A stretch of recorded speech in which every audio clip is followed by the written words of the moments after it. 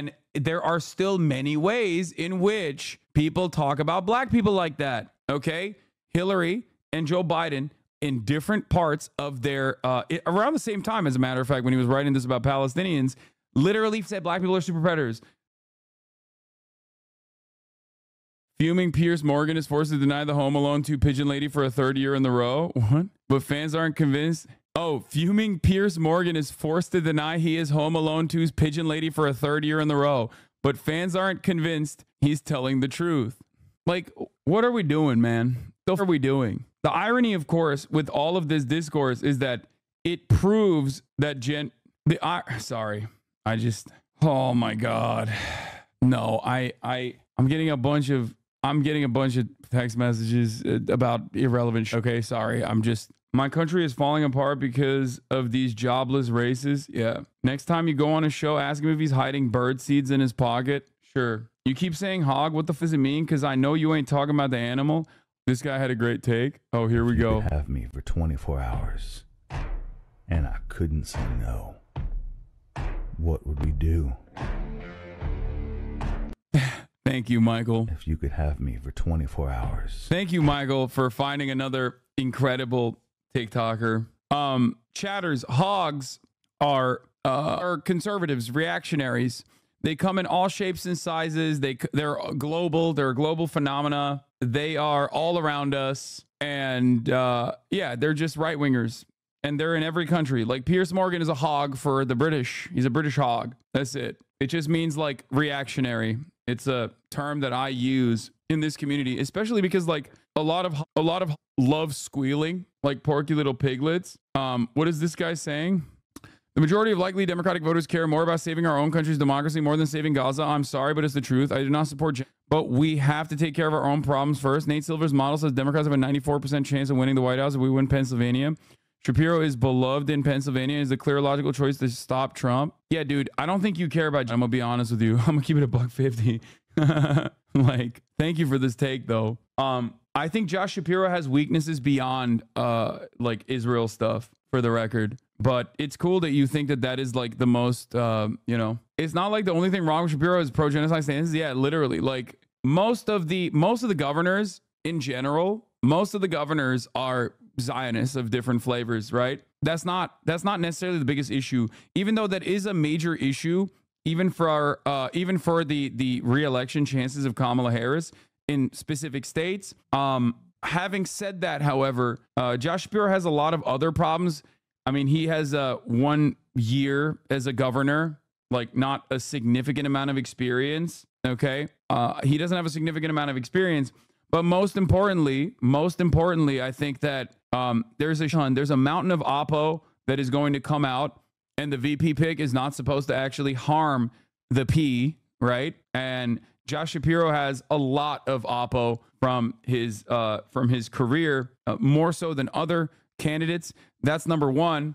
Number two, I think the major problem with Josh Shapiro, something that I've talked about quite a bit, is the fact that he was in favor of voucher programs and pushed for a right wing. He pushed for a right-wing bill from the Republicans in his own state legislature in terms of taking away funds from public schools and giving them to private schools, charter schools. So that in and of itself is an anti-union agenda. That in and of itself will actually completely cook the Kamala ticket in terms of the way that people calculate, in terms of the way that like teachers look and teachers unions look at the ticket. There is no way to square that circle. Okay. You just can't. It is definitely it's a red line for me specifically, in terms of the way I calculate it. And same thing for Mark Kelly as well. I think Mark Kelly being anti-PRO Act would, it does legitimately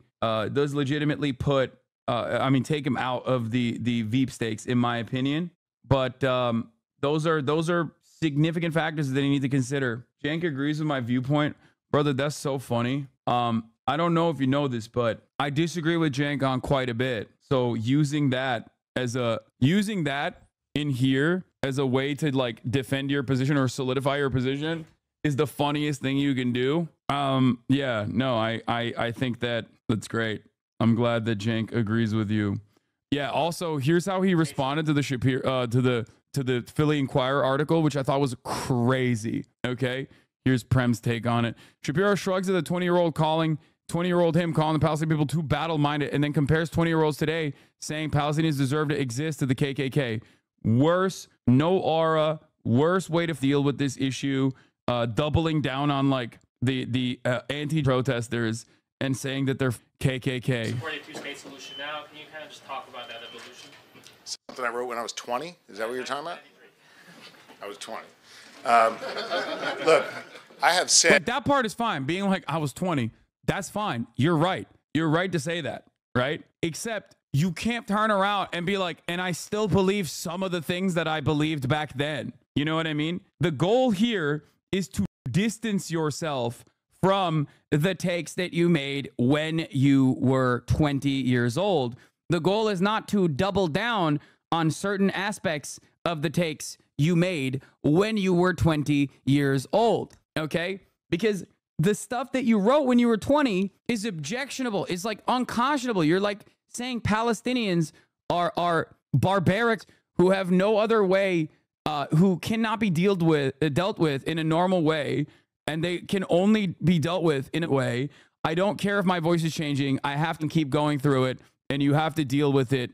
I hate that everybody loses their mind. I don't know why it's up. And by the time I read the dumbass chats, my voice probably changes back to normal again. There's just some issues, okay? Please just enjoy it. Enjoy it. As long as it's not like genuinely stopping the stream dead in its tracks. Like, as long as it's not like a stream ending F, please just, I'm so sad. From what I understand, it doesn't even dramatically change my voice that much either. It's just like a minor, like a 1 octave difference. But then we just sit there and talk about it.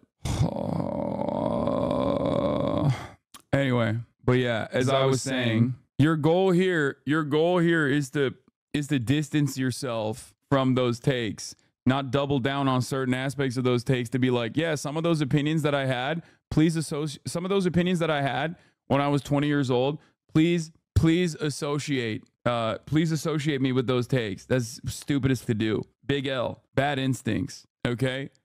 It's like thinking that there's not going to be a 3-minute ad break at the top of the hour, you know, when there is one.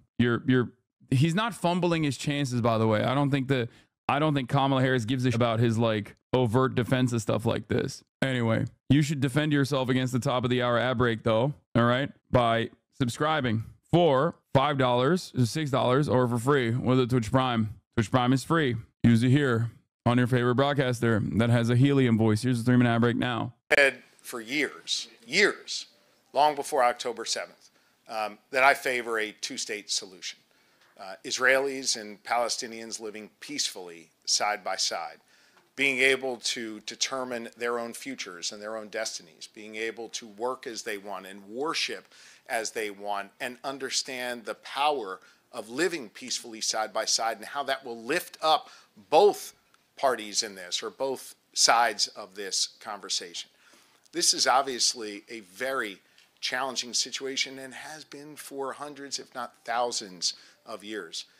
It is my hope that we can see it. Bro, what? It's been a challenging situation for thousands of years? Uh-oh. Today, where peace will reign in the Middle East, where there will be a two-state solution, where all leaders involved in the conversations will respect the other side and show a willingness to make the hard choices to find peace. And I hope that the U.S. government will always be a partner in peace and trying to find a path forward in the Middle East. Shapiro shrugs at the 20-year-old calling him the Palestinian people too battle-minded, then compares 20-year-olds today saying Palestinians deserve to exist to the KKK. Wait, that's not what this... Now, can you kind of just talk about that evolution? Something I wrote when I was 20. Where did he compare them to the KKK again? He did that before, but he didn't say it here. Peacefully side by side, and how that will lift up both parties in this, or both sides of this conversation. I don't think he means before. No, I know that's what he said. I know that's what he said before, but he didn't reiterate that here. Unless he like said it in the thread and I'm missing it somehow. I don't think he said that here. Also interesting that Shapiro doesn't really apologize for what he wrote. Of course, people evolve and change. We ought to embrace that, but doesn't seem like too many other groups of people you could write such a thing about and not at least momentarily express remorse for it. Yeah, if Josh Shapiro wrote what he wrote about black people, he would be one, disqualified, right? Completely. Like, if in college at the age of 20, if he wrote that about black people, like if he said black people are barbaric, like they got in their blood, okay, it's over. There's no way. It's done, right? That's just the truth. Like, is baked in to the core of American politics. So there are way more there are different ways of being white supremacists without openly saying it. Whereas, like, still, which is literally tied to as well, is oftentimes incredibly acceptable. Like, it is just seen as like broadly acceptable. You straight up can just say unhinged about Arabs, Muslims, Palestinians. Nah, you can say whatever you want about black people. Stop it in American politics. What's going on here? A Democratic VP writing in a college paper about black people having blood using the same terms that he wrote about Palestinians. If he wrote that, and instead of Palestinians, he said as a Democratic vice president, he wrote that about black people, he would be disqualified immediately. You're out of your mind. Yo, like, it's just funny because, like, this doesn't mean that, like I said, specifically anti-black is baked into the core of American identity. So there are so many more like advanced dog whistles that you can engage in. But when you take those dog whistles and just drop those dog whistles and immediately just say, like, like that about black people, everybody understands that that's right. And for the Democratic Party, that's completely a non-starter. Okay. Joe Biden is literally a segregationist. What the fuck are you on about? I know. That's why I'm saying that it is not even remotely acceptable. And there are still many ways in which people talk about black people like that. Okay. Hillary and Joe Biden, in different parts of their, around the same time, as a matter of fact, when he was writing this about Palestinians, literally said black people are super predators. Okay. They apologized for it. Not to say that this in and of itself was not acceptable back then. You know what my take is. But now they don't double down on it. They openly would never, ever in a million years, if brought to question, if brought to daylight, now their opinions back then, what do they say? They say, oh my God, my opinions have changed since then. I'm simply stating that level of overt would be considered unacceptable if revealed, even if it was back then, if revealed now, would be considered unacceptable. And he would absolutely just not even be a part of the Veep stakes. When the Hillary apologized, oh my God, you don't need to do this anti-black false equivalence right now. If you think that Hillary Clinton playing a role, and not just Hillary Clinton, but Hillary Clinton and Joe Biden playing a role in the Obama cabinet in meaningful ways was not for the Americans to see, like, from their perspective, was not enough for the Americans, including black voters, to see that they're like cool with black people now and different from what they used to think back then you don't really look at the tea leaves well enough. Okay. I'm not saying that people don't get away with saying anti-black all the time. The Democratic Party still does this. Okay. What I'm simply stating is being overtly white supremacist like that against black people is, especially for like someone who's not supposed to look bad on and has a microscope on their behavior right now because they are being brought into question as a vice presidential nominee. They can't. There's no way that would be appropriate. It would just be completely a non-starter. Okay. You can say unhinged ash about Muslims, Arabs, whatnot, and never even apologize for it. Okay. In a way where, like, although anti-black white supremacy is like a part of everyday existence, people can use that everyday existence to basically point to things in the way that they are and be white supremacists, anti-black white supremacists, without openly saying it. Okay. It's not worth comparing. It's not worth comparing black people to Arabs. Honestly, no, that's not what I'm doing. This goes to the heart of what I say all the time. Okay. For example, Republicans used to just point to things, right? They could just say, we need more policing in certain communities. Nowadays, Republicans say black people are genetically inferior because of their skulls, and that is off-putting. Okay. That's off-putting to even other Republicans who are themselves. This is something I talk about all the time. The permissibility of certain levels of sentiment versus unacceptable levels of like nerdy ass. It's basically the Lee. Yeah, it's the Lee Atwater. It's the Lee Atwater quote about dog whistles. As a Democrat, you can't run your mouth and you know, say that black people are inherently barbaric or whatever okay? Even Republican politicians to a certain degree do say like that still, obviously, but they get punished for it. Do you understand what I'm saying? This is what I've been talking about for the past couple of months, nonstop. You have to use dog whistles, but in the Trump era, in the Trump era, it has gotten completely out of control. Also, another aspect of this that needs to be reminded to people is that like overt levels of transphobia and overt levels of Islamophobia, like openly just being like trans people are mentally ill and must be dealt with, must be right, does not read to a broader audience as like unimaginably radical in the same way that if you said that about black people in a white supremacist country, that would be like everybody knows what this guy is saying. Do you see what I mean? Do you understand? But anti-black will always be at the heart of American, will be at the heart of like American existence. And for that reason, there are significantly more complex and convoluted ways in which you can be anti-black because it's a part of like everyday existence in really meaningful ways. You can just point to the systems that are anti-black and reinforce said systems, and it gets the job done. And many people understand exactly what you're saying, and they can tap in and go, that's right, I agree with that guy, without openly saying the N-word. That's why people say DEI.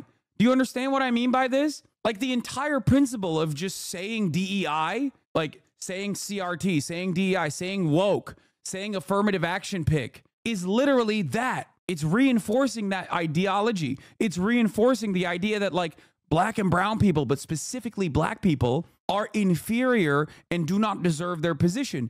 But there are multiple layers to it. In the same way that people just go, Muslims are terrorists. Like there isn't that level of complexity associated with it. This does not mean that like anti-blackness is not at the heart of American identity. Of course it is. It's just different.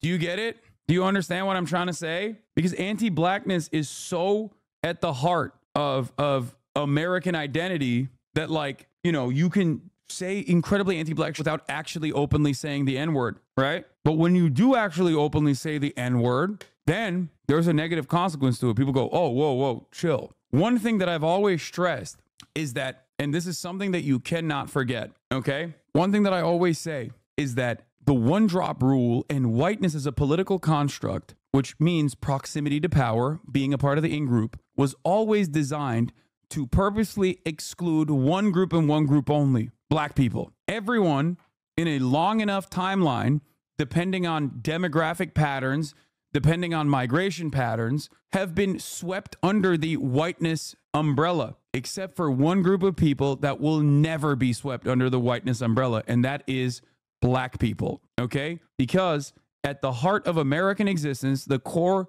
like at our very core, it's anti-black, okay? And because of that, there are so many complex ways in which you can be anti-black. But when you actually drop the complexities and just openly say anti-black, you will get punished for it. Because everybody understands like, oh, that's like a little bit unacceptable. By other races, mind you.